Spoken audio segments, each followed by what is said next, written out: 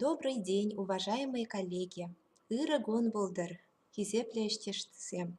Сегодня мы рады вас приветствовать в рамках республиканского совещания руководителей государственных и муниципальных библиотек Чувашской Республики «Реновация библиотек Чувашии. Подходы и решения». Наша встреча посвящена лучшим авторским библиотечным практикам региона. В год своего 150-летия Национальная библиотека Чувашской Республики в январе 2021 года организовала цикл публичных встреч «Книги моей жизни. Библиотеки ярких людей». Мы хотим вам показать ссылку на баннер «Книги моей жизни. Библиотеки ярких людей». У нас уже прошли две встречи с Кондратьевым и Атнером Петровичем Хузангаем. Вот. Можете посмотреть вот баннер, где конкурсы. Вот конкурсы, проекты, акции. Там есть баннер «Книги моей жизни».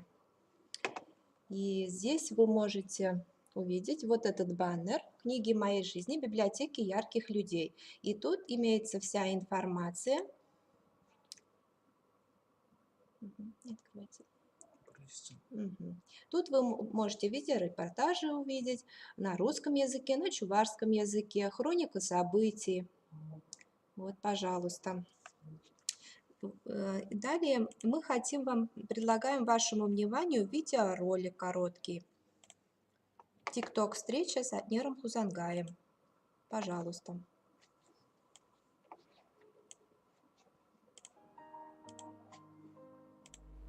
В каждой книге есть какой-то свой срок, когда она должна быть прочитана, вероятно, так сказать. Не раньше, не позже, но какой-то такой определенный период. Если тебе дают книгу не по возрасту, скажем так, ты ее как-то так, можешь прочесть, конечно, механически, так сказать, но совершенно не понять, не почувствовать там и так далее. Вот это, мне кажется, важно. Я сейчас не знаю в школе, там, какая программа, скажем, в литературе. Проходит вот. «Войну и мир» в 10 Наверное, классе. Тоже проходит, да. Я это Пушкина начал читать нормально, уже в таком взрослом состоянии, вообще, особенно позднего Пушкина, скажем, там, «Пора, мой друг, пора», там, «Покоя сердце просит», там, и так далее, стихи позднего Пушкина.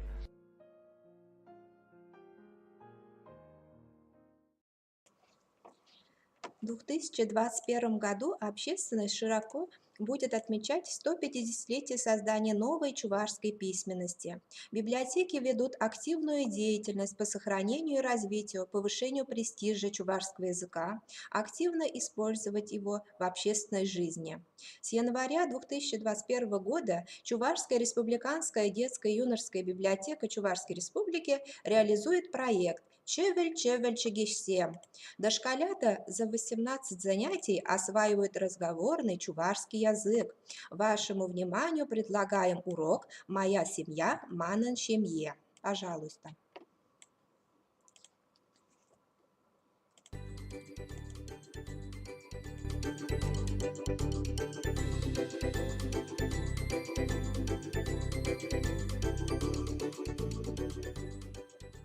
Добрый день, ребята! Ирыкон, Аджазем. Сегодня мы продолжим говорить о семье. Паяны першемье жинжень малала калайшапыр.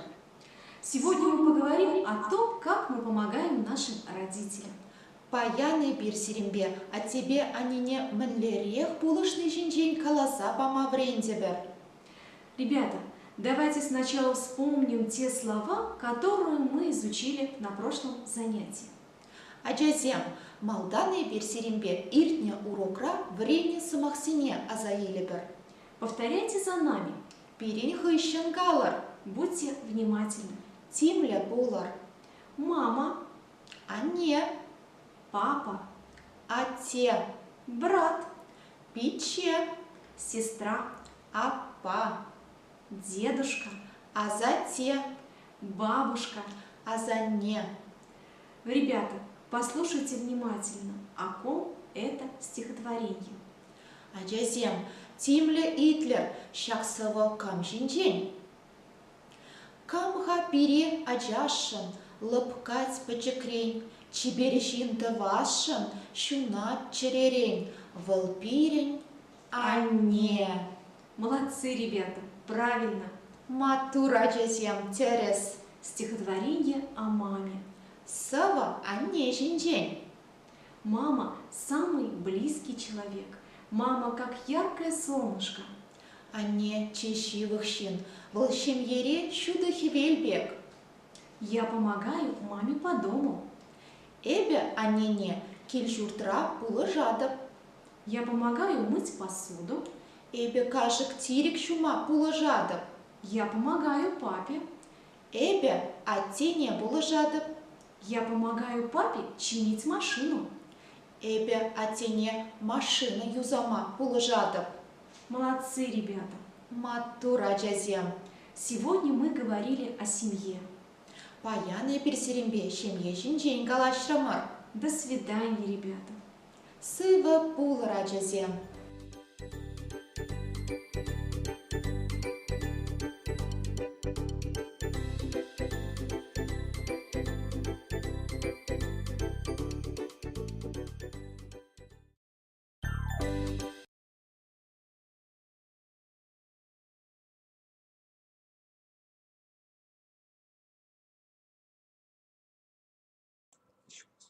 Отрадно, что в Чувашской республике к сервису Яндекс.Переводчик добавили еще один язык – чувашский.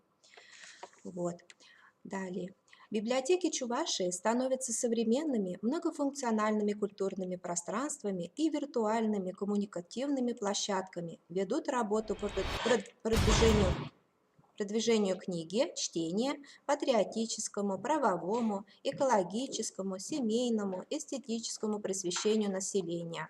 В центре внимания библиотек были приоритетные задачи: обеспечение доступа к информации, цифровая грамотность для повышения качества жизни населения, информационное обеспечение решения социальных задач местного сообщества. Одним из приоритетных направлений в работе библиотек является гармонизация межнациональных отношений и содействие межкультурному взаимодействию населения в республике. В сентябре 2020 года специалисты Порецкой межпоселенческой библиотеки запустили инновационный проект «Видеоновости библиотек Порецкого района». Очередной выпуск представлен на разных языках народов Поволжья с предновогодними поздравлениями от читателей. Предлагаем вашему вниманию видеоролик этих новостей.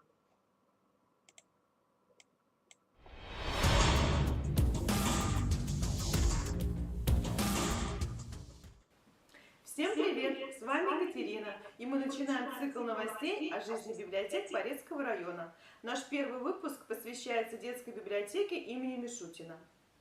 Совсем недавно наше старинное село Порецкое отметил свой день рождения – 429 лет. В честь этого знаменательного события был создан мультипликационный фильм под названием «Зарождение села Порецкое», который мы предлагаем вашему вниманию.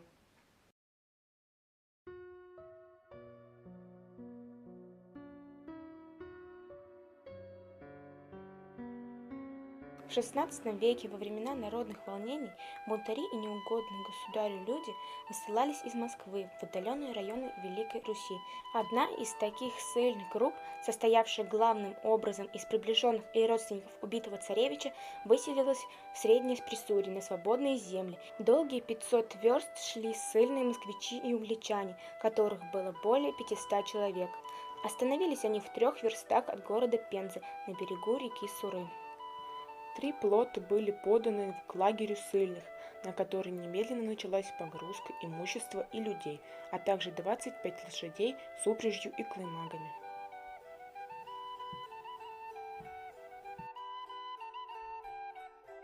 Плыли они долго, как вдруг стоявшие на одном из плотов мужчины переглянулись и о чем-то, быстро переговорив между собой, закричали рулевым: «Держите, ребята, к левому берегу, причаливайте!»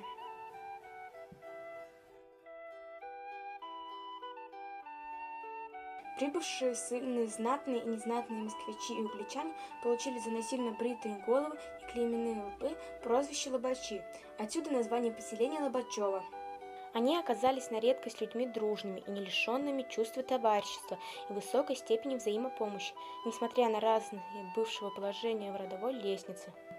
Не откладывая дело строительства в долгий ящик, переселенцы немедленно по прибытию на новое место жительства взялись за работу. На горе в лесу, на будущих приусадебных участках застучали топоры. Через 2-3 месяца среди Дубравы высоко над Сурой выросла длинная улица добротных домов нового селения Лобачевки. На следующий год для спасения грешных душ была выстроена за казенный счет маленькая деревянная церковь.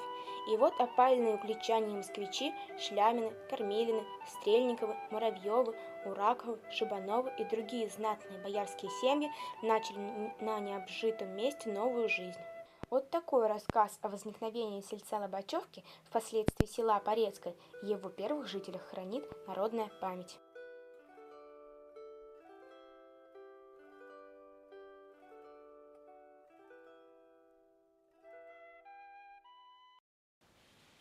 Как вам? По-моему, классно. Этим мультикам положено начало создания анимационной студии «Мультяшки» при детской библиотеке имени Мишутина. Позвоните, и мы вам скажем, где и когда проходят занятия в студии. На это все. Пока-пока.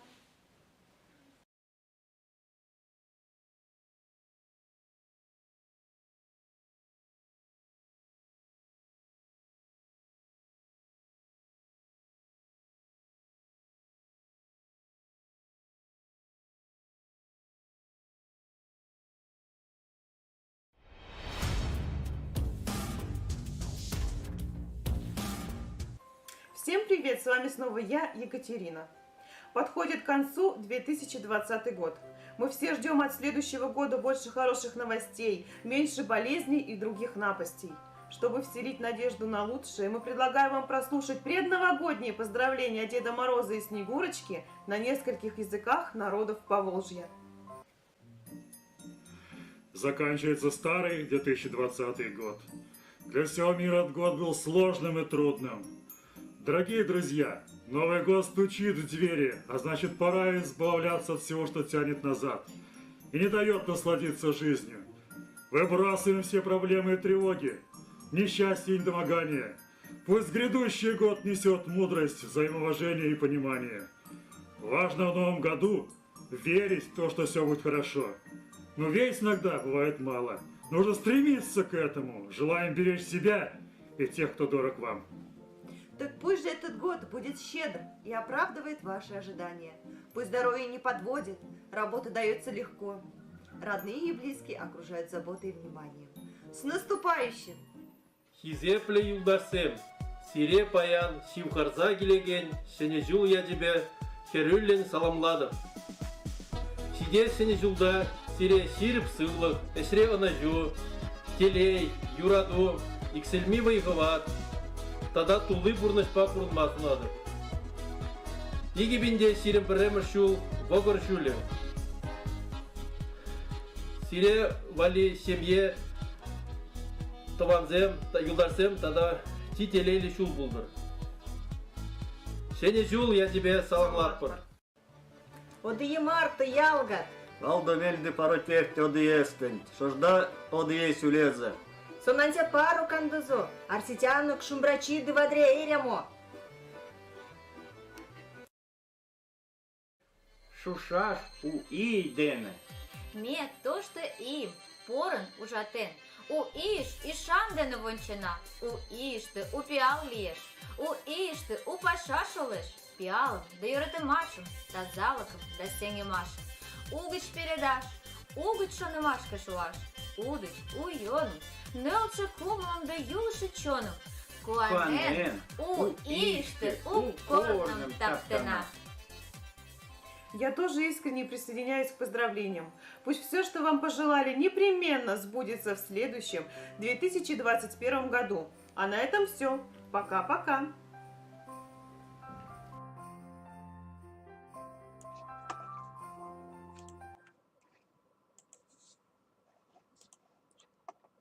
Очень хорошие пожелания и поздравления, спасибо. Мероприятия по продвижению чтения в библиотеках республики проводились среди различных возрастных и социальных групп пользователей с использованием традиционных и инновационных форм. Были направлены на популяризацию русской, зарубежной и национальной литературы. Представляем челлендж объединения библиотек города Чебоксары «Не скучаем, мы читаем».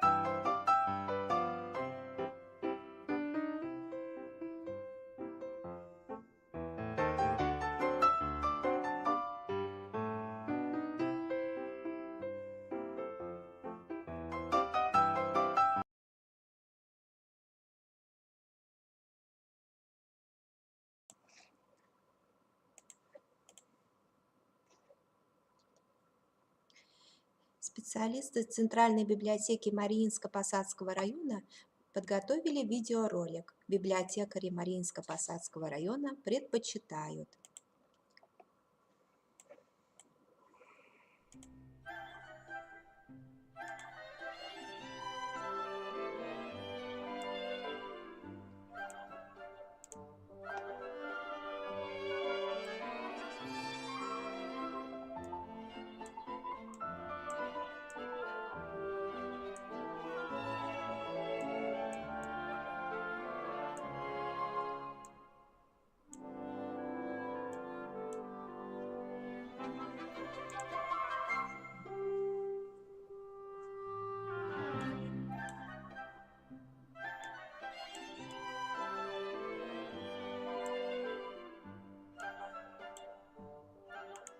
Александр Николаевич Островский, один из величайших драматургов Российской империи. Он оставил после себя значимый вклад в мировой литературе. Пьесы Островского, а их насчитывается более 50, пользуются огромным успехом и сейчас. Это позволило драматургу занять высокое место в рейтинге топ-100 авторов зимы 2019 года. И если сегодня вы ищете хорошую книгу, то мы рекомендуем вам в год театра перечитать пьесы этого автора.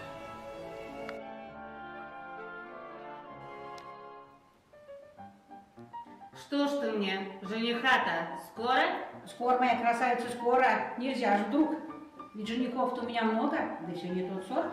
А для тебя-то уж я особо займусь. Хороший тебе даст. Сыщи. Постарайся, найди мне хорошего. Уж будь покойна, это наше дело. Есть у меня один на примете, а рекомендовать боюсь. А что-то? Все так ничего, да дурашен, бог с ним. Сильно, что ли, дурашен? Все-таки порядочно. Да ты об этом-то не печалься, без мужа не останешься. Ну ладно, хорошо, пусть да. Веришь ты, я для тебя всей душой. Коли есть женихи на дне моря, я тебе со дня моря для твоего удовольствия достану. Достанешь, постарайся. Душа ты меня не обижу. Я добрая. 24 августа 1861 года русский писатель Федор Михайлович Достоевский после прочтения пьесы сказал: «Одно могу отвечать. Прелесть, уголок Москвы, сам герой – это до того живо и действительно, до того целая картина, что теперь, кажется, у меня она вовек не потускнеет в уме».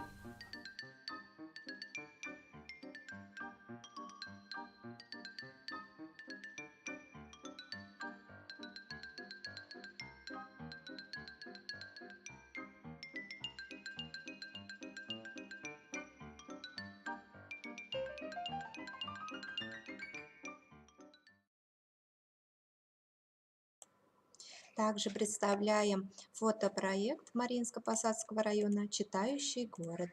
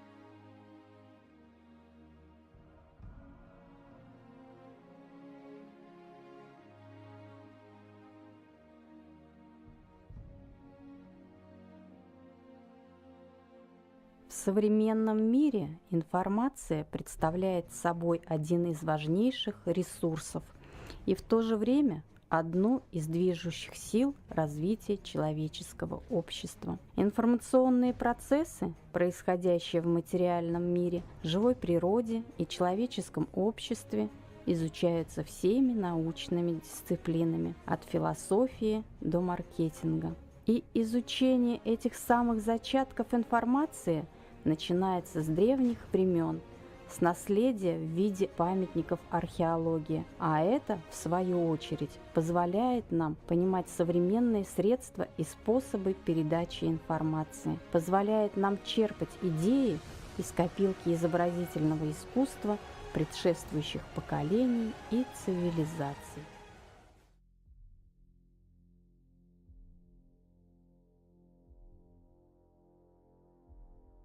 Желание человека запечатлеть окружающий мир нашло отражение в рисунках наших далеких предков. Наскальная, пещерная живопись была открыта в XIX веке, и Испания стала тем местом, где были найдены первые свидетельства об этом виде живописи. Эти рисунки стали источником бесценной информации, позволяющей проследить распространение первобытных людей по Земле, дали представление о быте и культуре древнего человека, о его эволюции, а также проследить процесс изменения флоры и фауны окружающей местности. Как и у любого вида искусства, у наскальной живописи есть свои техники и сюжеты. Принято различать одноцветные, монохромные и многоцветные, полихромные изображения. Развиваясь со временем, пещерная живопись стала выполняться с учетом объема, перспективы, цвета и пропорции фигур, учитывала движение. Наскальные рисунки занимают уникальное место в истории человечества. Они легли в основу всего искусства в целом.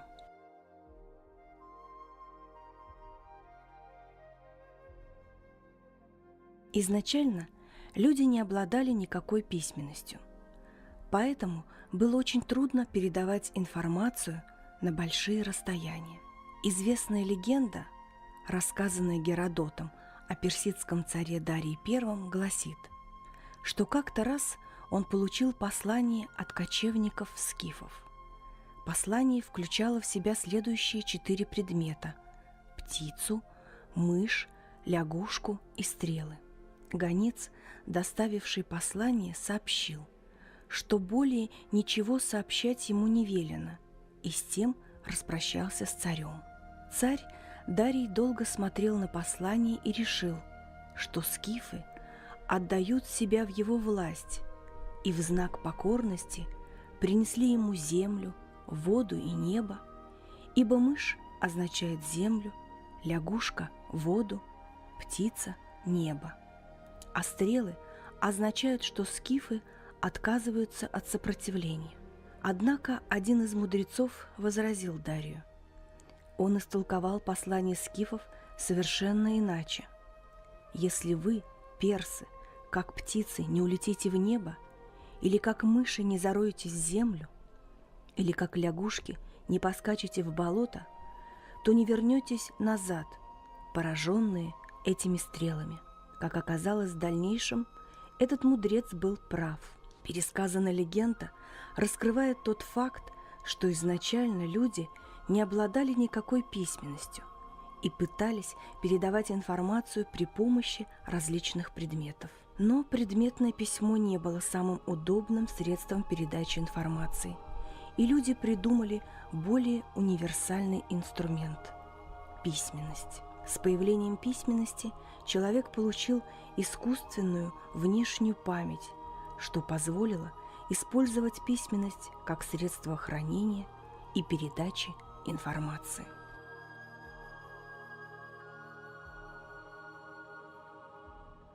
Книгопечатание можно назвать первой информационной технологией. Воспроизведение информации теперь оказалось поставленным на поток. По сравнению с предыдущим, на этом этапе повысилась доступность информации для всех людей, а также точность ее воспроизведения, то есть достоверность. А началось все с изобретения печатного станка, и эта честь принадлежит немецкому ремесленнику из города Майнца Иоганну Гутенбергу, разработавшему в 1440 году способ многократного нанесения оттисков на листы бумаги, используя при этом подвижные литеры.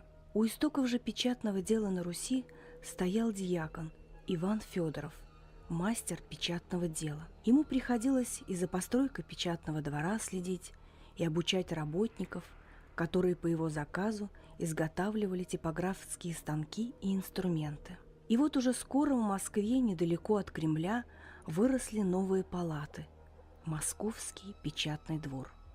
Так на Руси появилось новое ремесло, а 1 марта 1564 года, время выхода в свет первой на Руси печатной книги «Апостол», в истории принято считать началом русского книгопечатания. И хотя это изобретение было сделано за многие века до сегодняшних дней, книгопечатание до такой степени изменило ход мировой истории, что по праву отнесено к величайшим достижениям цивилизации.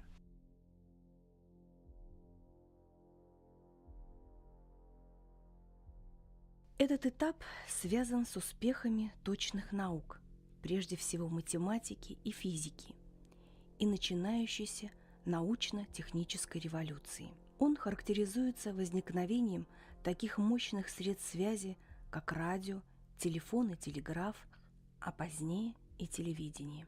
Появились новые возможности получения и хранения информации, фотографии и кино, а появление микропроцессоров и персональных компьютеров позволило быстро передавать информацию на большие расстояния. А вскоре возникли компьютерные телекоммуникации, сильно изменившие системы хранения и поиска информации. Четвертая информационная революция произвела существенные перемены в развитии общества. Появился новый термин – информационное общество. Информационное общество – общество, в котором большинство работающих занято производством, хранением, переработкой и реализацией информации, особенно высшие ее формы знаний. Информация становится предметом всеобщего потребления. Информационное общество обеспечивает любому субъекту доступ к любому источнику информации. Появляются новые критерии оценки уровня развития общества: количество мобильных и стационарных телефонов, компьютеров, количество подключений к интернету. Стали появляться такие справочно-правовые системы, как «Консультант Плюс», «Гарант», базы данных органов местного самоуправления, позволяющие работать с большими объемами правовой информации. А правильное представление о правах человека как необходимом условии его свободы и равенства поможет создавать правовое общество, в котором права человека являются священными и неотъемлемыми, а уважение и защита прав человека – важнейшим свойством всего уклада государственной и общественной жизни.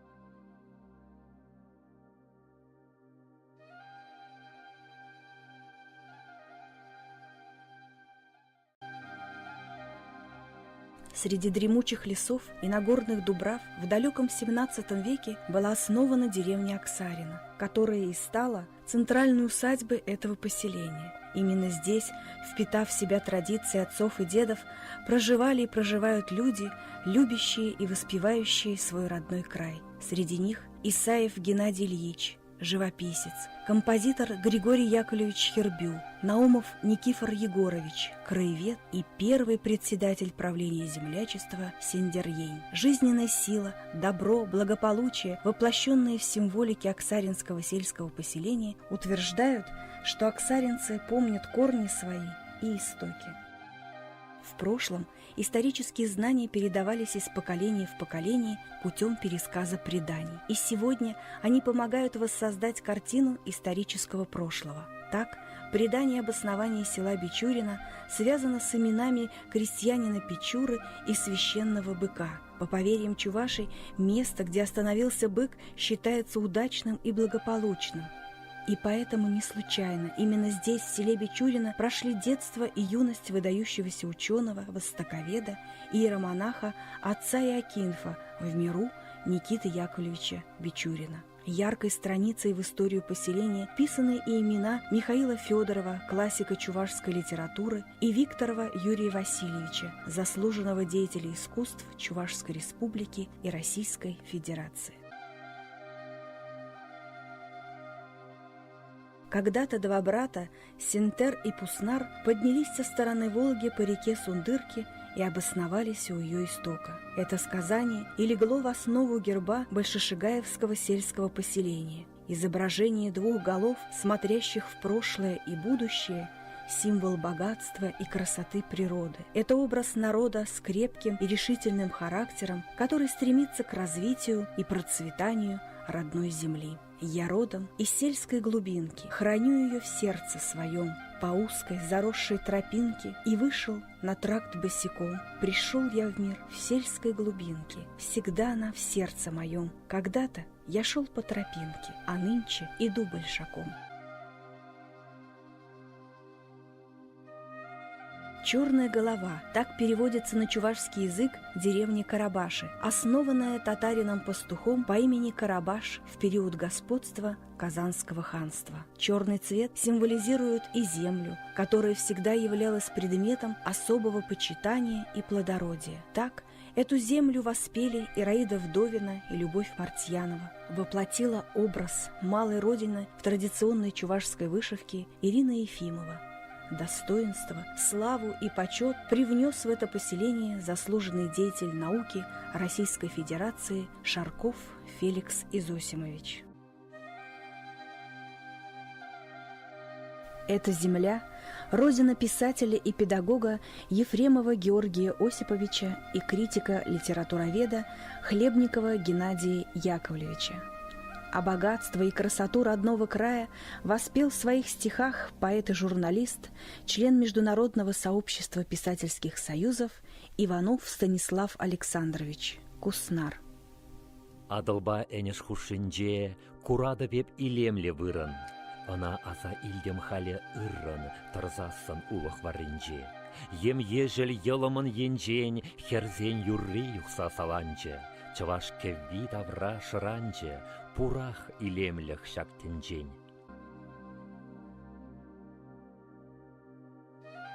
История села Октябрьское имеет длинный, интересный и яркий путь. Павел I и Александр Пушкин останавливались на этой земле. Исмелевский базар положил начало развитию торговли и образованию одного из лучших потребительских обществ Чувашии. Много замечательных людей родила и вырастила эта земля. Поэта Альберта Канаша, олимпийскую чемпионку Елену Николаеву, доктора исторических наук, профессора Геннадия Ильича Тафаева, который в своей книге «Малая Родина» обогатил летопись Октябрьского сельского поселения. Богата земля Чурашевская своими талантливыми людьми, прославившими ее. Среди них Николай Иванович Золотницкий, один из основоположников отечественного чувашского научного языкознания. Первый чувашский летчик Иван Скворцов, народный художник Чувашии и России Николай Васильевич Овчинников, одаренный и самобытный художник Юрий Антонович Зайцев.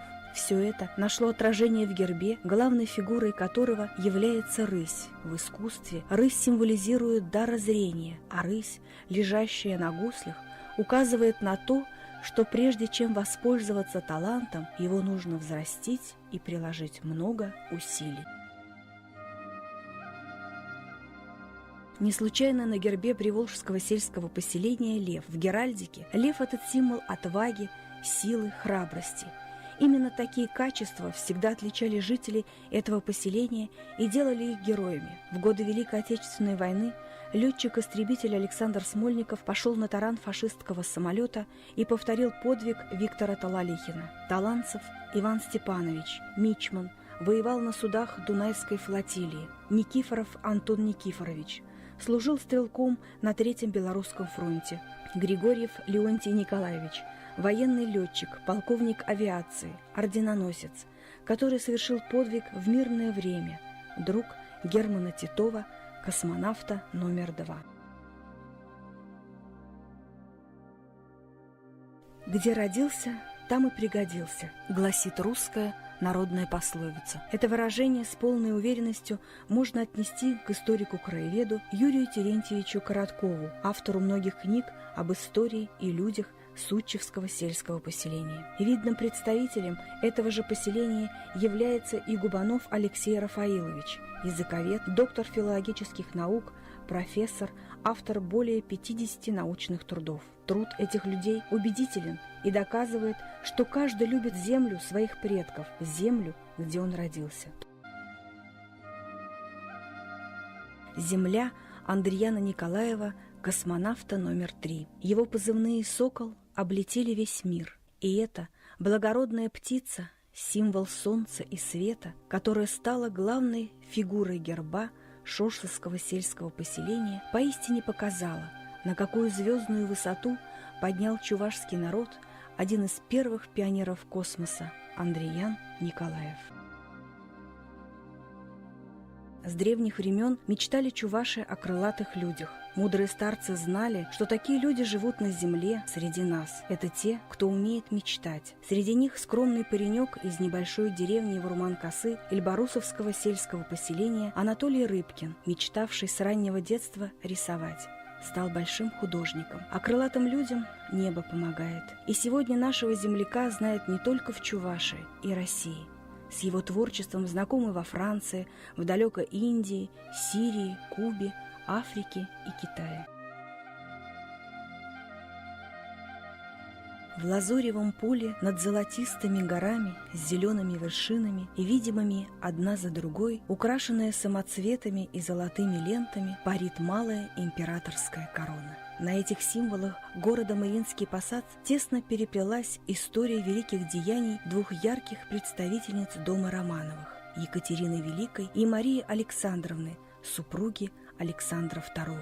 А начертанный золотыми литерами девиз «Не обиженно жить» сопровождает каждого живущего на этой благодатной земле.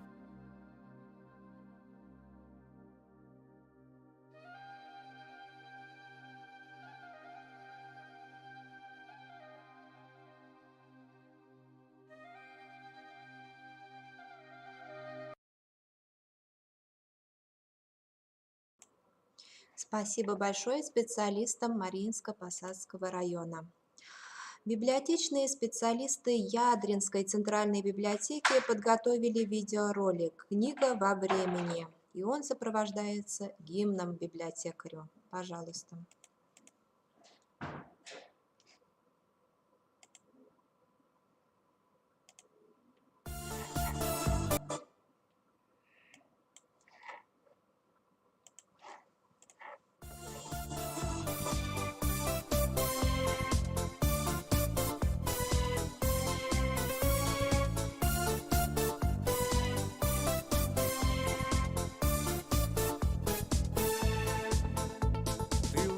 Света в сумраке ночи, в твоих руках от всех времен ключи.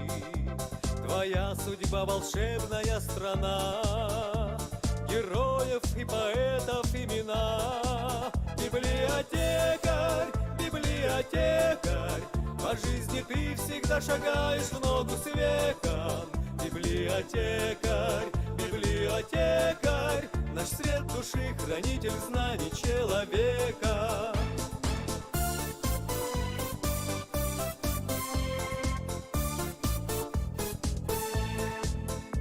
Твой храм бесценный, светлый мир друзей, среди вечных истин новшества идей. Здесь мудрецов заслуженный почет и молодых энтузиастов взлет. Библиотекарь, библиотекарь, по жизни ты всегда шагаешь в ногу с веком. Библиотекарь, библиотекарь, наш свет души, хранитель знаний человека.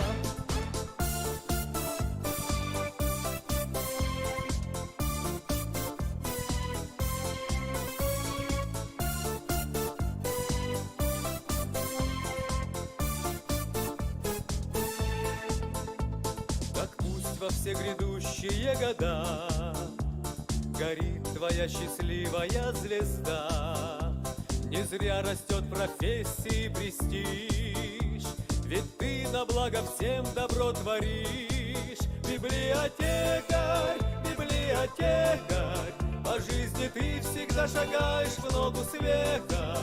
Библиотекарь, библиотекарь, наш свет души, хранитель знаний человека. Библиотекарь, библиотекарь, по жизни ты всегда шагаешь в ногу с веком. Библиотекарь, библиотекарь, наш свет души, хранитель знаний человека.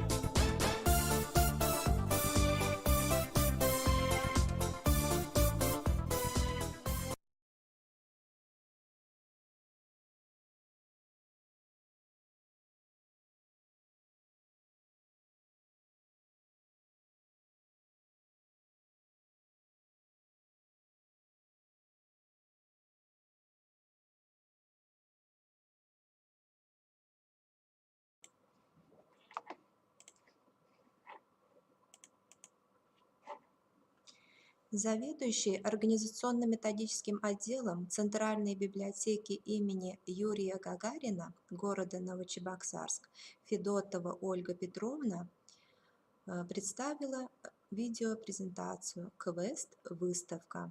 Увлечь, заинтересовать, научить работать с книгой».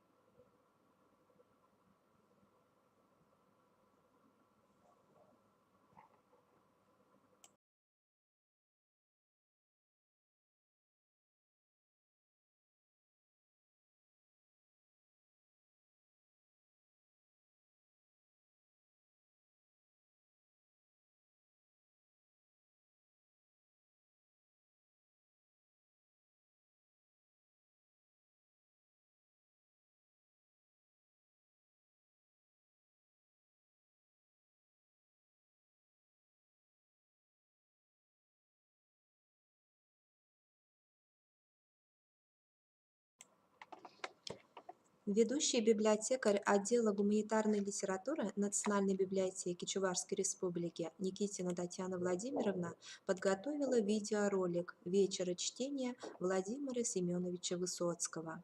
«Я, конечно, вернусь».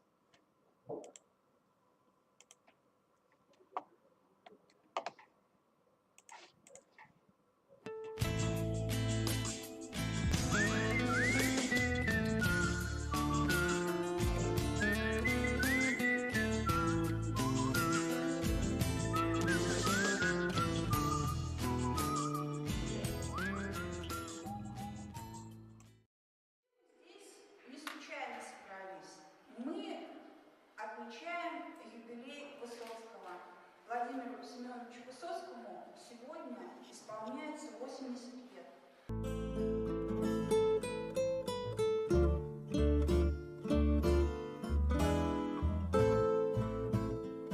Если друг оказался друг, и не друг, и не враг, а так, если сразу не разберешь, плох он или хорош, парня в горы тяни,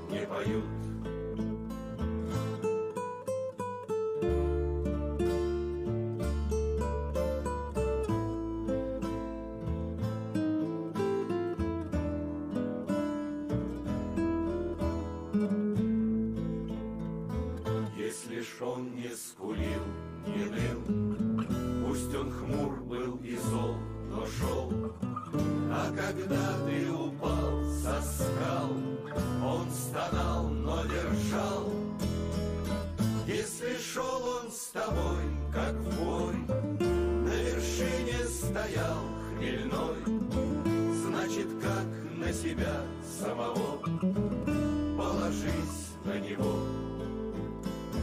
Если шел он с тобой, как в бой, на вершине стоял хмельной, значит, как на себя самого, положись на него.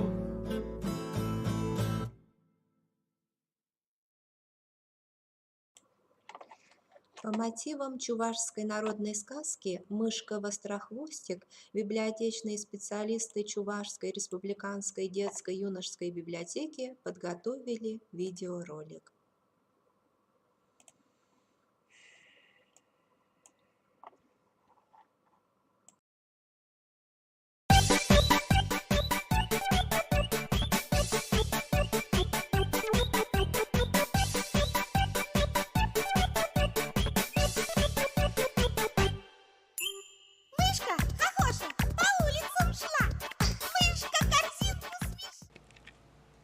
Добрый день, ребята! Сегодня вашему вниманию мы покажем кукольное театрализованное представление по мотивам чувашской народной сказки «Мышка-вострохвостик».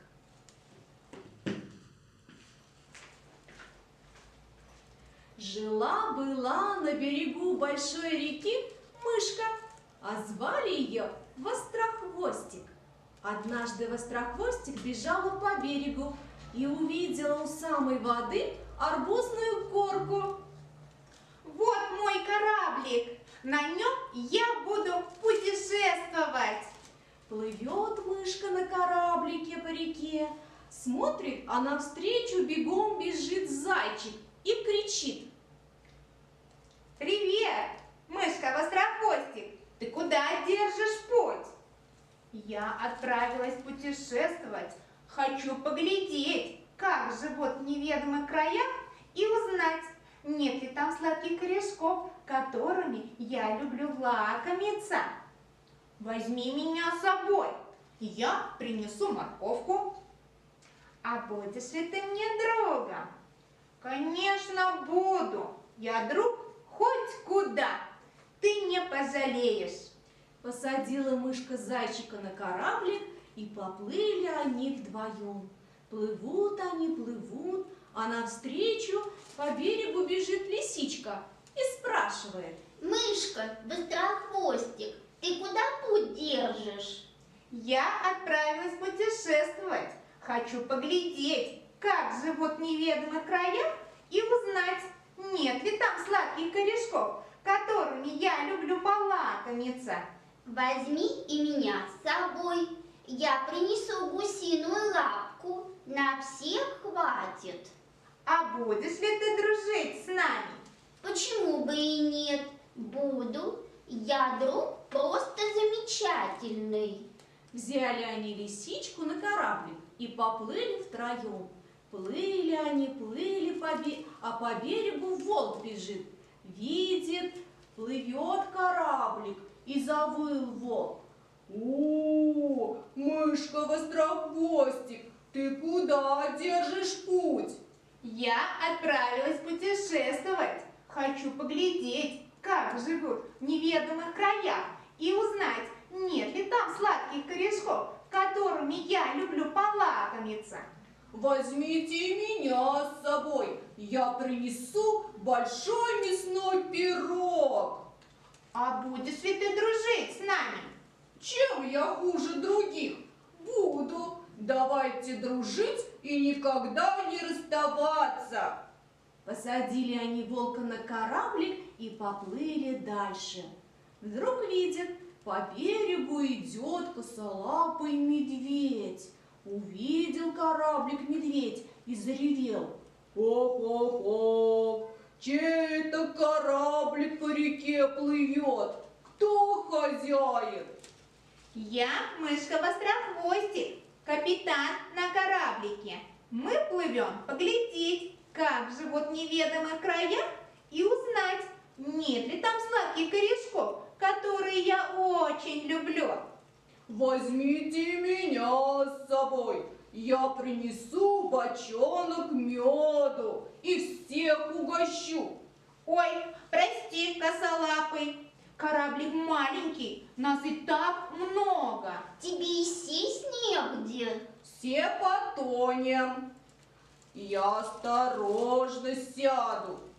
Ну ладно, так и быть, садись, места всем хватит. Уселся медведь на кораблик. Плывут звери по реке, друг на друга глядят, улыбаются. Плыли они день, другой, а на третий приплыли в неведомый край, красивый, где много сладких корешков, фруктов, овощей. Пристали кораблик к берегу. Друзья, посмотрите, как же здесь красиво! Здесь просто замечательно, и много сладких корешков и других вкусностей. Здесь много диких пчел, а значит много меда.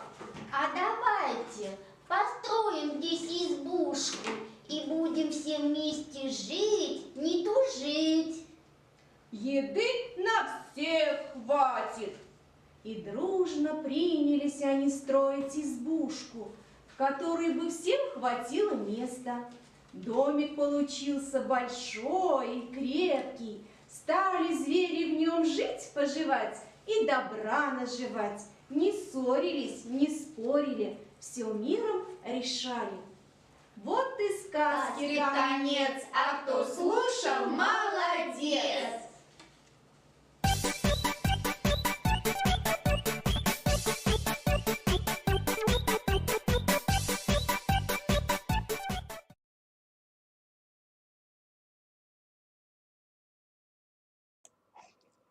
Специалисты Чувашской республиканской детско-юношеской библиотеки предлагают к просмотру видеопрезентацию книги «Путешествие по Чувашии. Чуваш Шерживебе Паллажари».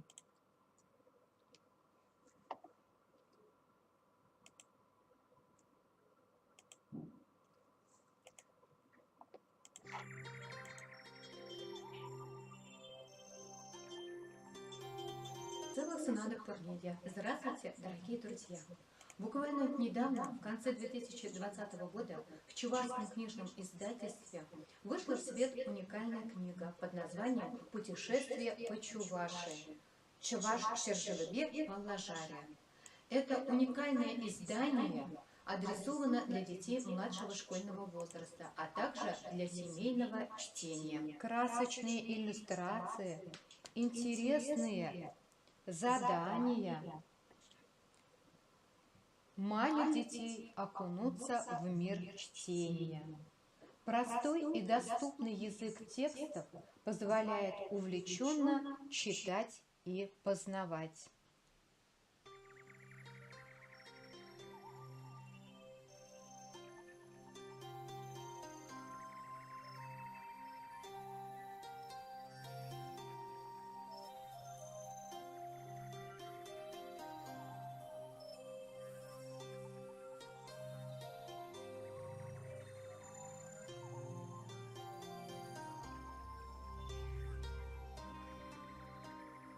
Само название книги «Путешествие по Чувашии» говорит о том, что юные читатели отправятся в заочное путешествие по родному краю, по Чувашской республике, во время которого посетят все города нашей республики, а их у нас всего 9. Также они посетят все районы Чувашской республики, их у нас 21. А поподробнее о данном издании расскажет автор-составитель, ведущий редактор детских изданий Чувашского книжного издательства Ольга Леонидовна Васильева. Ольга Леонидовна, скажите, пожалуйста, сначала о идее самом издании. Добрый день. Все, наверное, помнят, что в 2020 году мы отмечали 100-летие создания чувашской автономии. В Чувашском книжном издательстве вышло немало красочных книг для взрослой аудитории. Редакция детской литературы тоже решила преподнести нашим маленьким читателям такой подарок. Мы подготовили красивую, яркую и познавательную книгу для наших детей. Мы ее назвали «Путешествие по Чувашии». Чувашчержеве Павла Жаре. Руководителем этого проекта является Светлана Анатольевна Каликова. Ольга Леонидовна, мне бы сейчас хотелось узнать подробно о самой структуре данного издания. Как же информация размещена в данном издании? И кроме информации, что могут найти в этой книге наши юные читатели? Как заметила Эвелина Николаевна, в Чувашской республике 21 район. Когда я работала над составлением рукописи этой книги, я постаралась найти самое-самое интересное для детей о каждом нашем районе, а также поведать что-то любознательное о городах. Город Чебоксары и город Новочебоксарск мы выделили отдельно.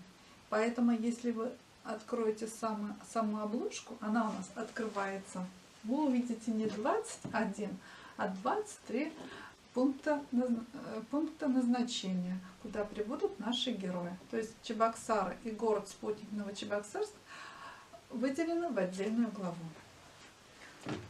Кроме информации о районах и городах Чувашской республики, для детей также размещены очень интересные задания в этой книге. Расскажите, пожалуйста, какие задания должны выполнить наши юные читатели?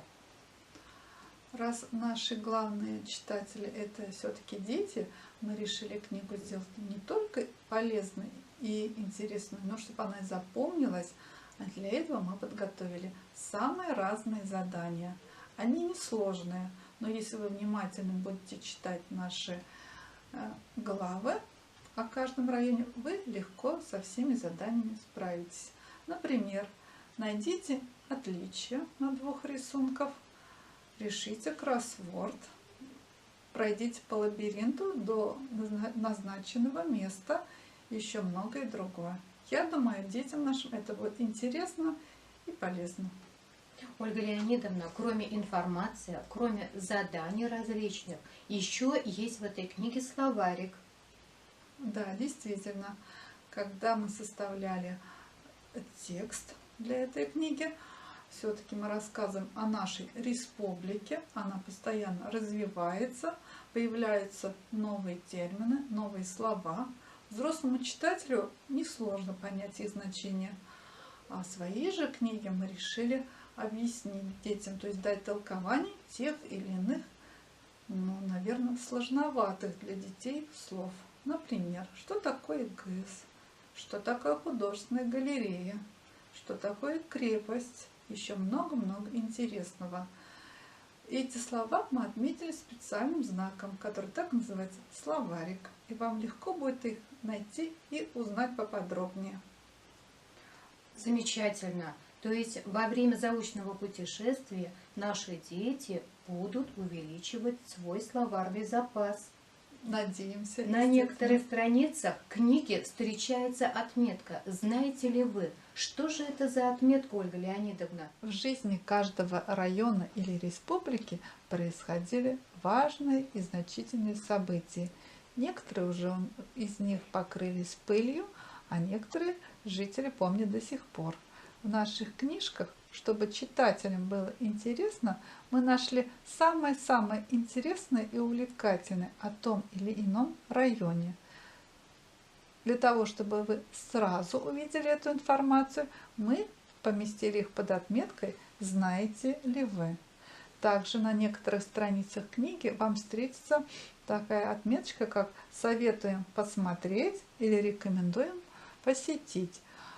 Данная информация рассказывает о том или ином музее или же художественной галерее, которые расположены в районах Чувашской республики.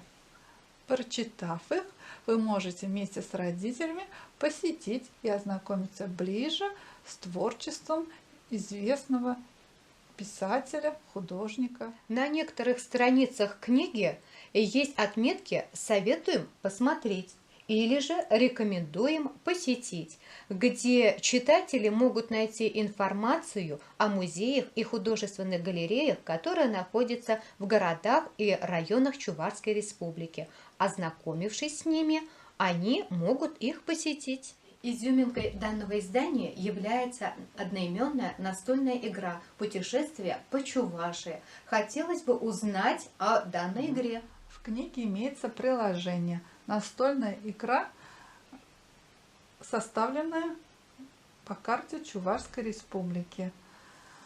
Чтобы игра получилась интересной, яркой и увлекательной, на нашей игре есть специальные места для наклеек.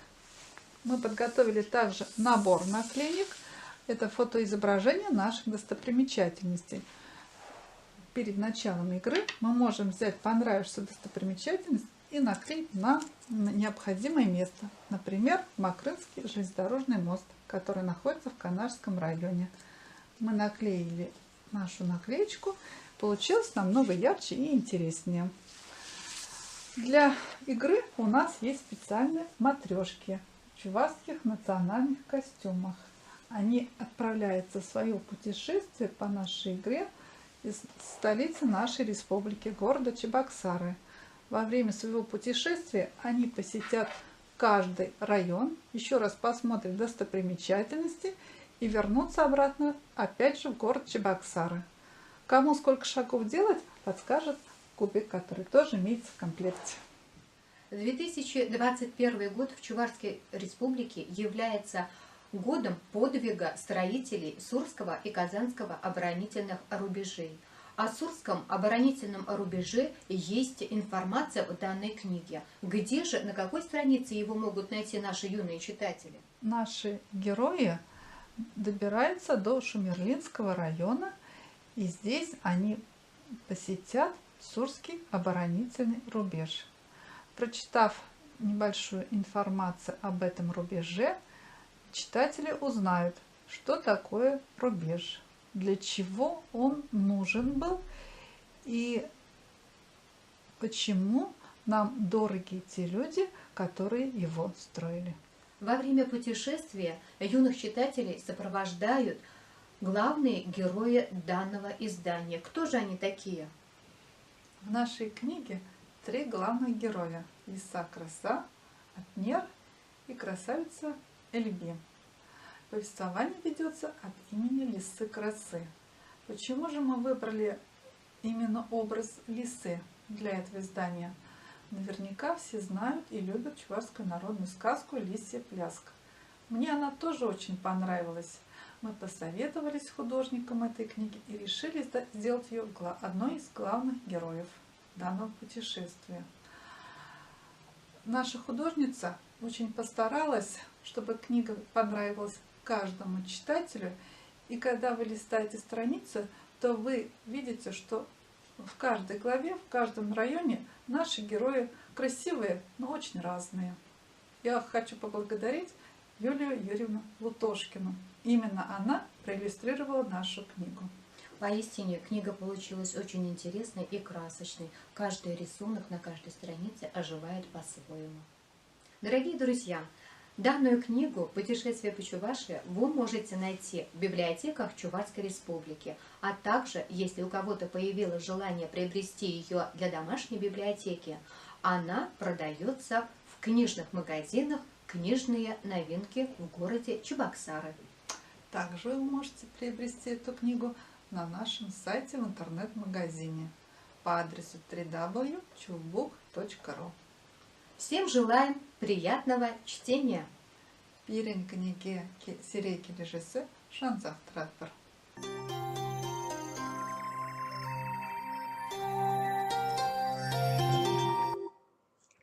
В Чувашской республиканской детско-юношеской библиотеке заработала семейная студия «Сказка выходного дня». Сказка «Снег пошел». Автор Сергей Козлов.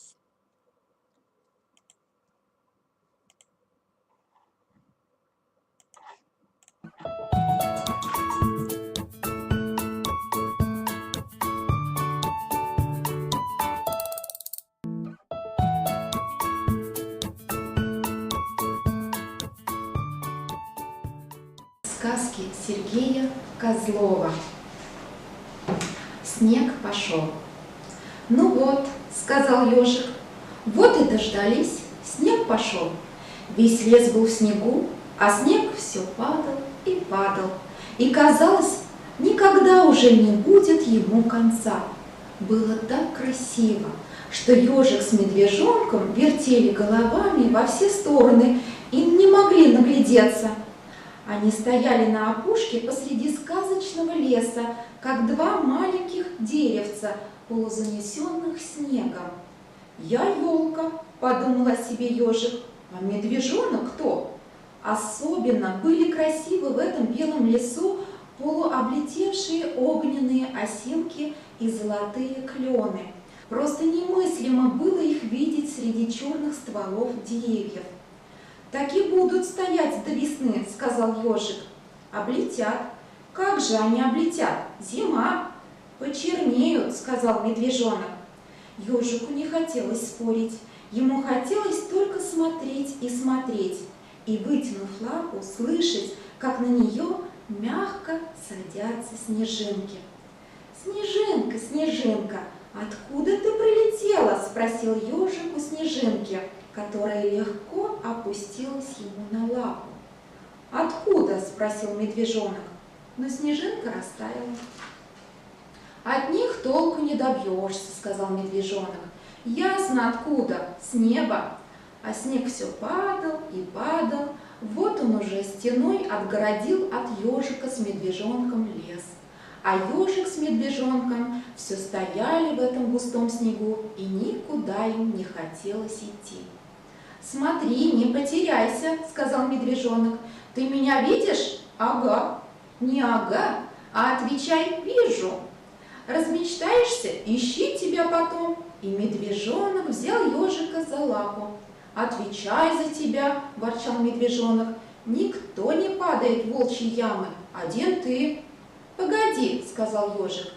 Снег стал редеть, небо чуть посветлело, и от этого красота сделалась такой невозможной, что медвежонок сказал: «Может, побегаем, а?» «Жалко топтать», — сказал ежик. «Потопчем, а?» И они, хохоча и крича, на перегонки помчались по огромной поляне, оставляя маленькие следы. А снег все летел и летел. И когда ежик с медвежонком, набегавшись, ушли в дом медвежонка, на поляне совсем скоро не осталось ни одного следа.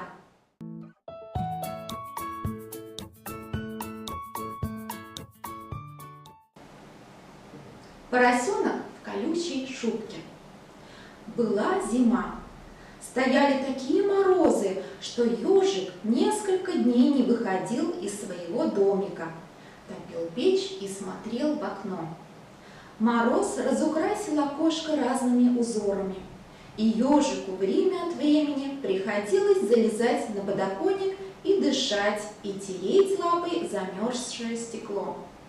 «Вот», — говорил он, снова увидев елку, пенек и поляну перед домом. Над поляной кружились и то улетали куда-то вверх, то опускались к самой земле снежинки. Ежик прижался носом к окну, а одна снежинка села ему на нос с той стороны стекла, привстала на тоненьких ножках и сказала: «Это ты, ежик? Почему ты не выходишь с нами играть?» «На улице холодно», — сказал ежик. «Нет», — засмеялась снежинка, — «нам нисколько не холодно. Посмотри, как я летаю». И она слетела с ежикиного носа и закружилась над поляной. «Видишь, видишь!» — закричала она, пролетая мимо окошка. А ежик так прижался к стеклу, что нос у него расплющился и стал похож на поросячий пятачок. И снежинке казалось, что это уже не ежик, а надевший колючую шубу поросенок смотрит на нее из окна. «Поросенок!» — крикнула она. «Выходи с нами гулять!» «Кого это она зовет?» — подумал ежик и вдавился в стекло еще сильнее, чтобы посмотреть, нет ли на заваленке поросенка. А снежинка теперь уже твердо знала, что за окошком сидит поросенок в колючей шубке. «Поросенок!» еще громче крикнула она. «У тебя же есть шубка! Выходи с нами играть!» «Так», — подумал ежик, — «там под окошком, наверное, сидит поросенок в шубке и не хочет играть. Надо пригласить его в дом и напоить чаем». И он слез с подоконника, надел валенки и выбежал на крыльцо. «Поросенок!» — крикнул он. «Идите пить чай!» «Ежик!» — сказала Снежинка. «Поросенок только что убежал. Поиграй ты с нами!» «Не могу! Холодно!» — сказал ежик и ушел в дом. Закрыв дверь, он оставил у порога валенки, подбросил в печку дровишек, снова влез на подоконник и прижался носом к стеклу. «Поросенок!» — крикнула Снежинка. «Ты вернулся? Выходи, будем играть вместе!» «Он вернулся!» — подумал ежик, снова надел валенки и выбежал на крыльцо. «Поросенок!» — закричал он. «Поросенок!» Выл ветер, и весело кружились снежинки. Тогда с самого вечера ежик то бегал на крыльцо и звал поросенка, то, возвратившись в дом, залезал на подоконник и прижимался носом к стеклу. Снежинке было все равно, с кем играть, и она звала то поросенка в колючей шубке, когда ежик сидел на подоконнике, то самого ежика, когда он выбегал на крыльцо. А ежик и засыпая боялся, как бы не замерз в такую морозную ночь поросенок в колючей шубке.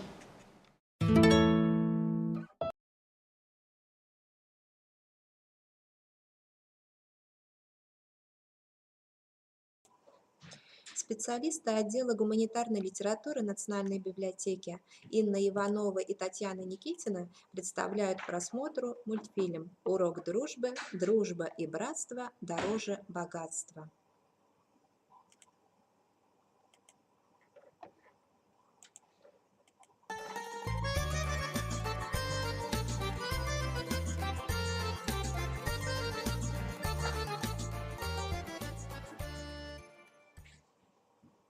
Михаил Плецковский. Урок дружбы. Жили два воробья. Чик и Чирик. Однажды Чику пришла посылка от бабушки. Целый ящик пшена. Но Чик об этом ни словечко не сказал своему приятелю. «Если я пшено раздавать буду, то себе ничего не останется», — подумал он. Так и склевал все зернышки один. А когда ящик выбрасывал, то несколько зернышек все же просыпалось на землю. Нашел эти зернышки Чирик.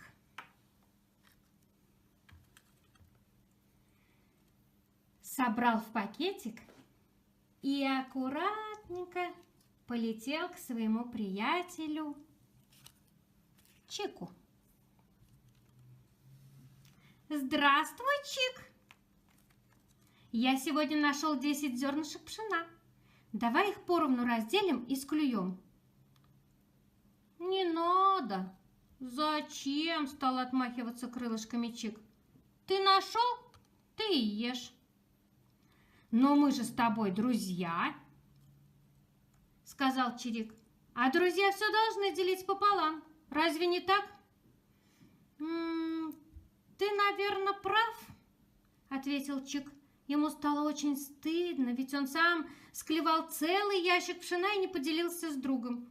Не дал ему ни одного зернышка, а сейчас отказывается от подарка приятеля. Это значит обидеть его.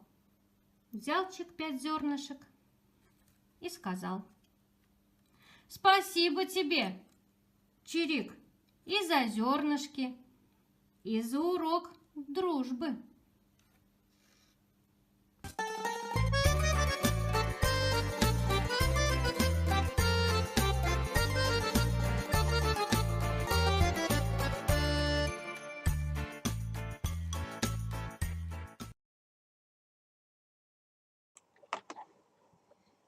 Представляем визитную карточку библиотек Порецкого района.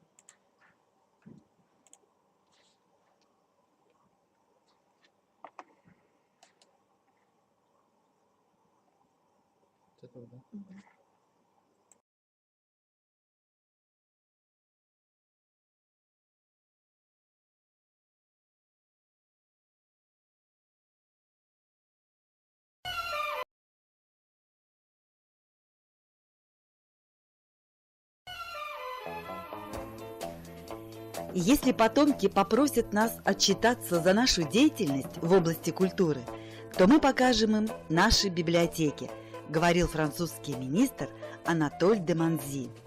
Мы специально не делаем исторический экскурс. Многие библиотеки 70-х, да и 80-е и 90-е годы 20 века мало чем отличались друг от друга. Мы же хотим рассказать, как выглядит библиотека сегодня. Сторонники радио, телевидения, электронных средств коммуникаций предрекали крах библиотечного дела, книги и высказывали убеждение, что электронная книга заменит традиционную. Но их ожидания до сих пор не оправдались. Поэтому мы не готовимся к худшему, а, оценив ситуацию, ищем пути собственного развития. Централизованная библиотечная система Порецкого района на сегодняшний день насчитывает 15 библиотек. Что бы ты еще хотел почитать, мой дружочек? Вот еще вот такую же. 2013 год. Детская библиотека имени Мишутина стала победителем международного грантового конкурса «Православная инициатива». В течение 9 месяцев 2013 года был реализован культурно-просветительский проект по святым местам Поречья на территории Порецкого района и города Алатыря. Проект был рассчитан на детей и подростков 10-16 лет. В рамках реализации проекта прошли экскурсии в храмы Порецкого района и паломничество в монастыри Алатыря. Сегодня, благодаря научно-техническому прогрессу, мы легко занесем и читателя, и книги в электронную базу данных, поможем найти любую информацию в интернете, предоставим разнообразные услуги. На нашем сайте и на страничке ВКонтакте читатели узнают наши новости, поздравляют с успехами. В социальных сетях мы размещаем свои творческие и отчетные работы. Чего только не приходится делать библиотекарю сегодня. Мы и танцуем, и песни записываем, читаем стихи и рассказы. Миф о легкой работе не про нас. В 2016 году Анастасовская сельская библиотека заняла первое место в конкурсе лучших муниципальных учреждений культуры, находящихся на территориях сельских поселений и их работников. 2017 год. Шпарева Татьяна Анатольевна признана лучшим работником сельской библиотеки. В 2018 году в конкурсе по отбору лучших муниципальных учреждений культуры, находящихся на территории сельских поселений, Кудейхинская сельская библиотека была признана лучшим учреждением. Чтобы учесть интересы людей всех возрастов и читательских предпочтений, для инвалидов и пожилых людей, для почитателей классической литературы или детективов, для малышей и их родителей у нас разработаны программы. Программа «Листая книжные страницы» объединила работу с детьми от 3 лет до 14. В библиотеку записаны все дошкольники с 3 лет и начальные классы всех школ района. Проект «Книга в кадре» научил нас создавать буктрейлеры и видеоролики о своей работе, отобрать самые яркие и узнаваемые моменты книги, представить ее содержание в 3-минутном ролике, да так, чтобы заинтриговать читателя. Задача сложная и увлекательная. Недаром буктрейлеры превратились в отдельный самобытный жанр, объединяющий литературу, визуальное искусство и интернет. Кажется, что в эти ролики мы вложили всю свою душу. Но появляется новая книга, и душа распахивается теперь уже ей навстречу. По программе «Компьютер шаг за шагом» у нас проводятся курсы компьютерной грамотности для пожилых людей. Бабушкам и дедушкам рассказываем об антивирусных программах, научили пользоваться электронной регистратурой поликлиник, пользоваться электронной почтой, общаться в социальных сетях и другим полезным вещам. Мы обучили более 100 человек. Трудно ли превращать библиотеку в место, располагающее к общению? И трудно, и нет. Когда знаешь, что нужно твоим читателям, тогда не трудно.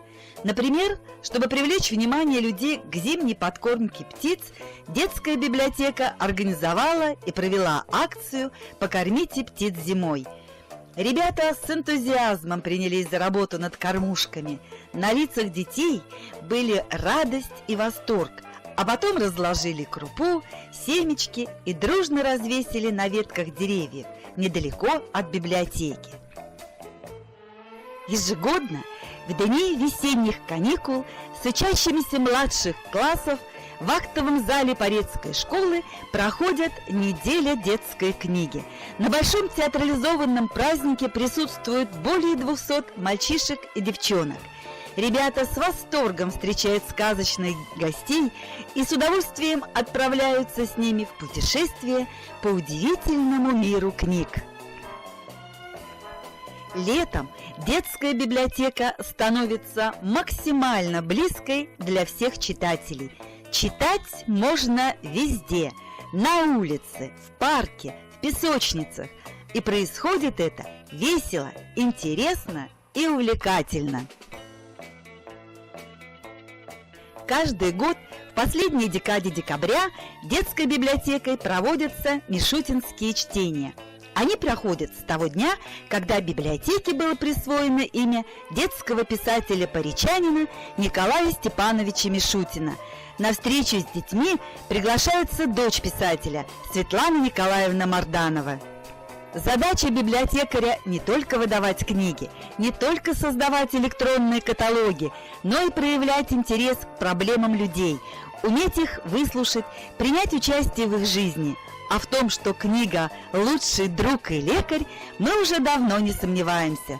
Так что библиотеки Порецкого района живут в формате сегодняшнего дня. Наш козырь – книжный интеллект. Мы этот козырь держим в своих руках ежедневно. Заказать книги, обработать, выдать читателю, оформить выставку, договориться о мероприятии, провести его не составит труда каждый из нас. Мы все разные. Одна любит работать в Ирбисе, другая проводить мероприятия, третья обслуживать читателей, но мы одна команда. Неизвестно, какие услуги мы предложим нашим читателям завтра, но при этом мы продолжим называться библиотекой, а нас по-прежнему будут называть библиотекари. И добро пожаловать к нам в гости!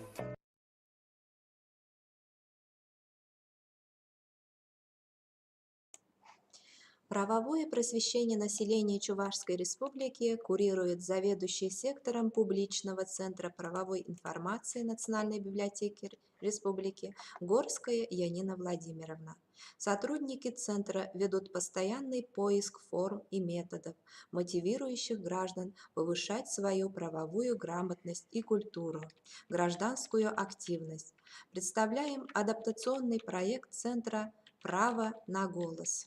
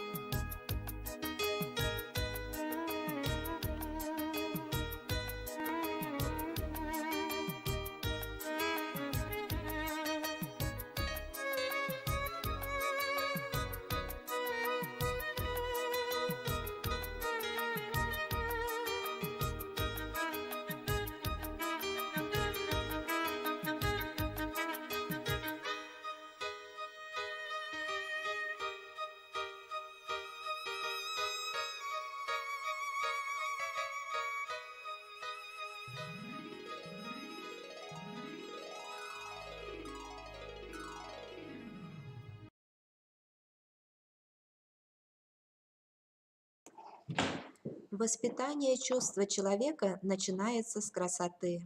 Ее восприятие – это первая ступень эмоциональной отзывчивости. Восприимчивость к прекрасному делает душу богаче и радостнее, помогает лучше понять себя и окружающий мир. Одной из основных работ библиотек является эстетическое воспитание. Чувашская республиканская специальная библиотека Чувашской республики представляет видеофильм «Акциновы» к 110-летию со дня рождения Аркадия и Людмилы Акциновых.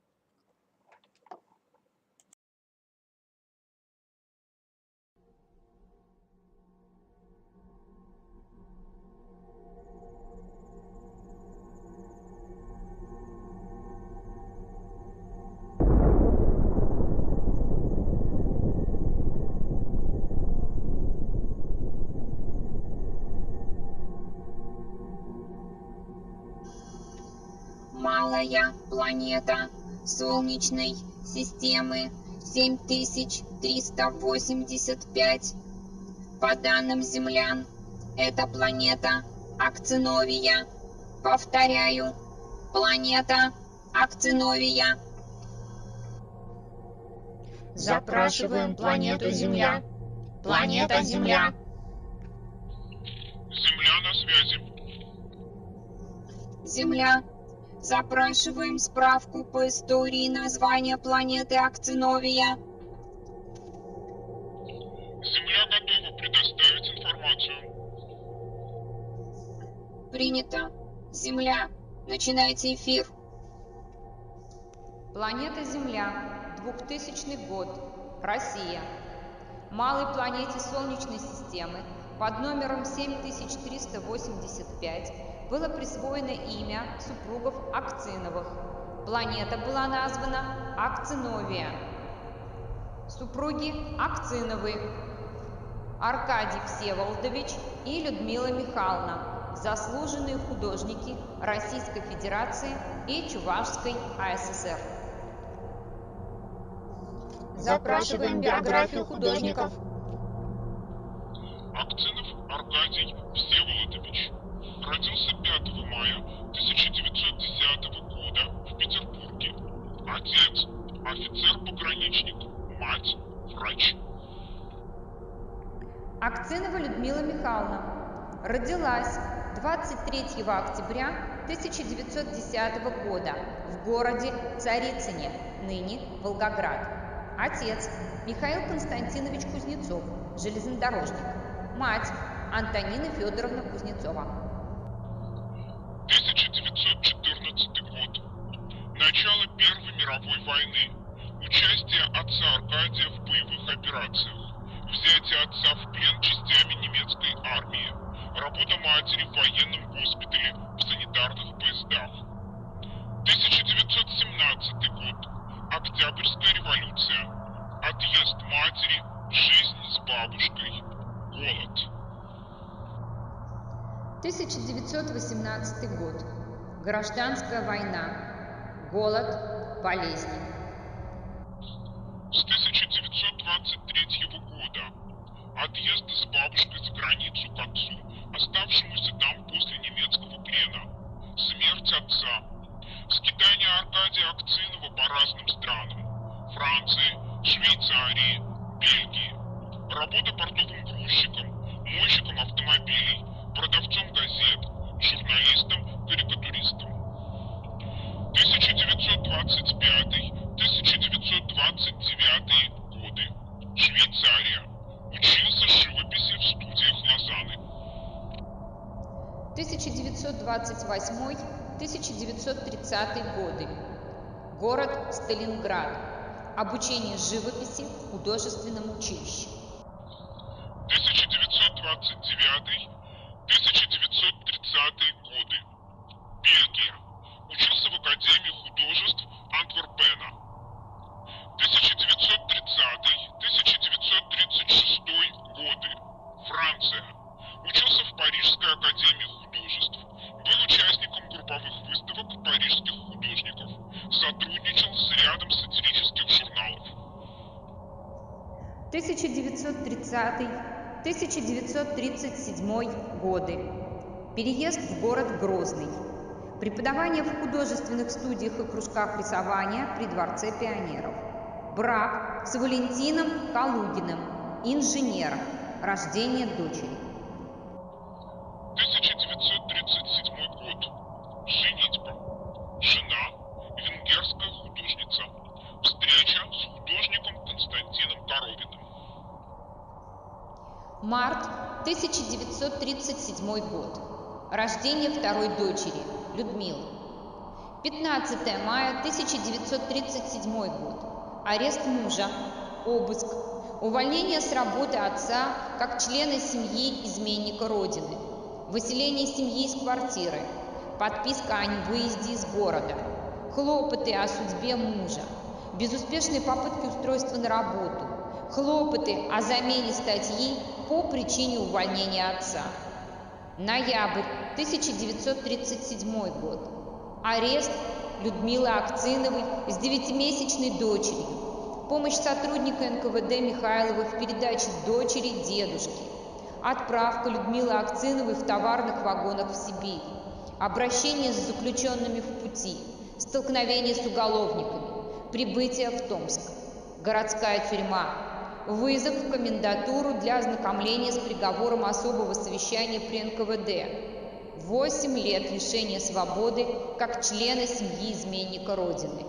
Тюремный быт, голод, болезни, карцер. 1938 год. Отъезд с женой на грузовом судне «Узбекистан» в Ленинград. Прибытие в порт. Арест. Обыск. Ленинградская тюрьма Кресты. 3-месячное заключение в одиночную камеру. Затем отправка в Столыпинском вагоне под конвоем в Москву. Лубянская тюрьма. Допрос у Берии. Допросы. Пытки. Перевод в Бутырскую тюрьму. Отказ признать себя виновным. 1939 год. Отправка по железной дороге на Дальний Восток. Прибытие в пересыльный лагерь Находка. Условия содержания заключенных. Помощь начальника культотдела лагеря Бяльского в направлении на работу художником в клубе. Знакомство с художником Аркадием Акциновым, будущим мужем. 1939 год. Окончание следствия. Ознакомление с приговором особого совещания при НКВД. 5 лет исправительно-трудового лагеря. Известие о рождении в тюремной больнице сына Кима. Об отправке жены в ссылку в Казахстан. Отправка Аркадия Акцинова этапом по железной дороге на Дальний Восток. Прибытие в бухту Находка. Отбывание срока в исправительно-трудовом лагере. Условия содержания заключенных. Направление на работу в лагерь художником-оформителем. Знакомство и дружба с заключенным художником журнала «Крокодил» Константином Ротовым. Встреча и знакомство с Людмилой, будущей женой. 1940 год. Получение известия о смерти сына в ссылке, о переезде жены в Алма-Ату. Получение от жены официального документа о разводе. Известие об отъезде жены на родину в Венгрию. 1941 год. Известие о начале Великой Отечественной войны. Ужесточение режима содержания заключенных. Обращение с просьбой отправить добровольцев на фронт. Отказ по политическим мотивам. Работа в лагерной больнице. Перевод в Дубининский лагерь. Работа в клубе. Оформление стен газет, плакатов, листовок, написание портретов. 1941-1944 годы. Известие о начале Великой Отечественной войны. Ужесточение режима содержания заключенных. Обращение с просьбой отправить добровольцев на фронт. Голод, болезни, лагерная больница. Прибытие новых партий заключенных, советских военнопленных из немецких лагерей. 1944 год, август. Освобождение. Жизнь на поселении в Находке. 1945 год. Освобождение по окончании срока заключения с запретом на проживание в крупных городах. Отъезд на Кавказ по месту проживания родных. Встреча с родителями и дочерьми. Смерть отца. Приезд мужа Аркадия. 1945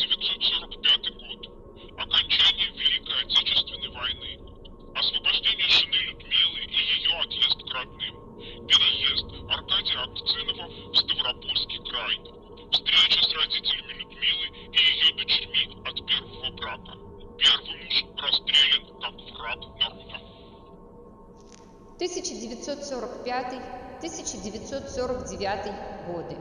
Город Кисловодск, Ставропольский край. Совместное проживание Людмилы и Аркадия. 1947 год. Рождение сына Всеволода. Вступление в Союз художников СССР. 1947 год. Родился сын Всеволод. Ныне заслуженный художник России, профессор кафедры живописи Санкт-Петербургского государственного академического института живописи, скульптуры и архитектуры имени Репина при Российской академии художеств, член Союза художников с 1982 года, женат на Вере Мыльниковой, отец народный художник СССР Андрей Мыльников. 1 января 1950 год. Второй арест. Следствие. Приговор. Ссылка в Сибирь. Прибытие в село Мотыгино в Красноярском крае. Приезд жены с дочерью Людмилой и сыном Всеволодом. Воссоединение семьи. Жизнь и работа художником в Красноярском крае. 1956 год. Реабилитация Аркадия и Людмилы Акциновых. Переезд семьи в Новокузнецк. 1957-1958 годы. Людмила Акцинова, директор Новокузнецкого музея изобразительного искусства. 1968 год.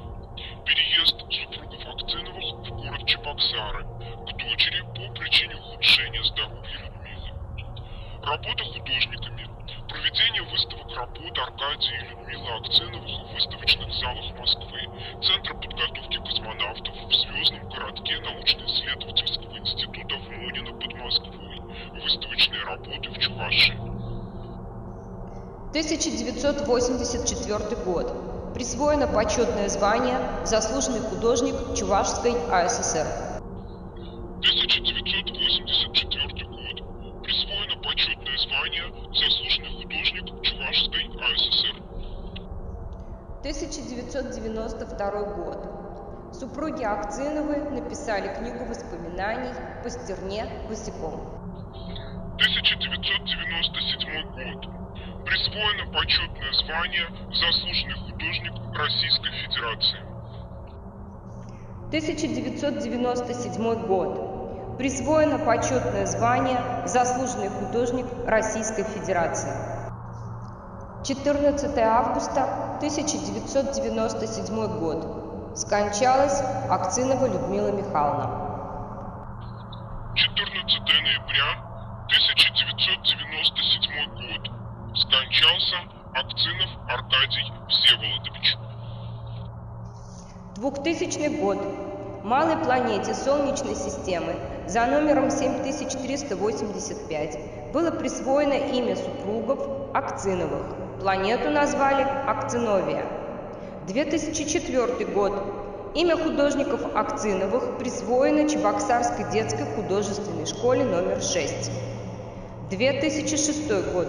В Чебоксарской детской художественной школе номер 6 открыт школьный музей Аркадия и Людмилы Акциновых. Внимание! Конец трансляции. Спасибо, Земля!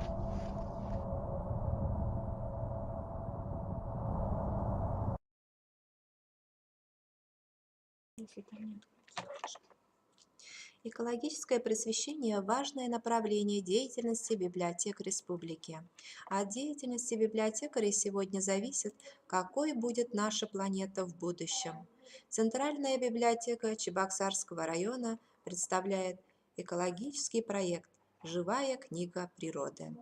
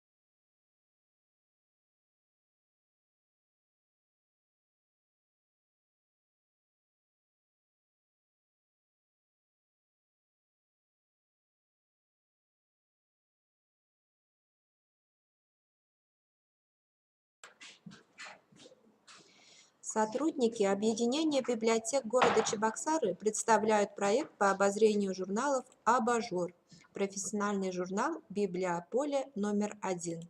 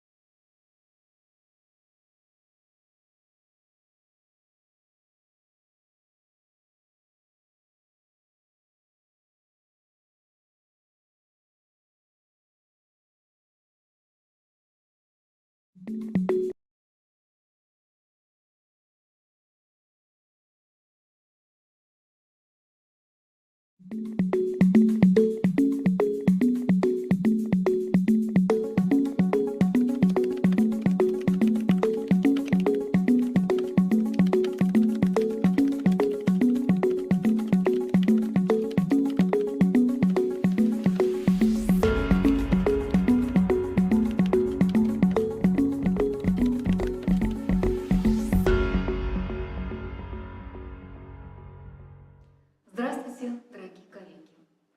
Сегодня у нас большое событие. Мы начинаем выпуск серии или цикла передач, посвященных публикациям наших профессиональных журналов. Цикл наших передач будет называться «Абажур». Вы видите в нашей студии сегодня абажур, на который мы будем периодически обращать ваше внимание, с тем, чтобы ваше внимание не рассеивалось. Я бы хотела начать нашей передачи с публикаций в журналах «Библиополе». В этом году уже вышло 7 номеров журнала. «Библиополе» — это один из самых, наверное, читаемых и самых любимых журналов библиотечных специалистов. Почему? Скорее всего, потому что здесь не только теоретические материалы, но и очень большое количество материалов, которые можно применить на практике. У меня в руках первый номер за этот год «Библиополе». Итак, я бы хотела обратить ваше внимание в первую очередь на статью Ирины Барковой. Это главный библиограф Центральной детской библиотеки города Новокузнецк Кемеровской области. Статья называется «100 населенных пунктов присоединились к перекличке». Публикация эта размещена в рубрике «Вектор развития» и посвящена она внедрению цифровых технологий в деятельность наших библиотек. Ощущается потребность в интернет-порталах, социальных сервисах, с помощью которых удалось бы расширить возможности для обучения, общения и социализации как читателей, так и самих библиотекарей, пишет Ирина Баркова. Такие цели и задачи ставили перед собой создатели портала Викисибириада. Это свободный ресурс для коллективной работы библиотекарей, педагогов, детей, подростков и молодежи над созданием, размещением и сохранением материалов краеведческой направленности. Речь идет именно о работе в данном портале, и автор статьи пишет о том, что для библиотекарей на Викисибириаде проводятся дистанционные курсы, мастер-классы, вебинары, профессиональные конкурсы, сетевые акции. А вот для читателей здесь проводится масса интересных мероприятий, и мне бы хотелось только остановить сегодня ваше внимание на ежегодном конкурсе детской и семейной рукописной книги. Наверное, это уникальный конкурс, который собирает массу заинтересованных людей и привлекает, конечно, внимание как к деятельности самой библиотеки, так и, в принципе, к электронным технологиям, к цифровым технологиям. Спасибо большое за внимание. Остальные мастер-классы, которые были представлены у нас, вы можете посмотреть на сайтах библиотек Чувашской Республики. До новых встреч, друзья!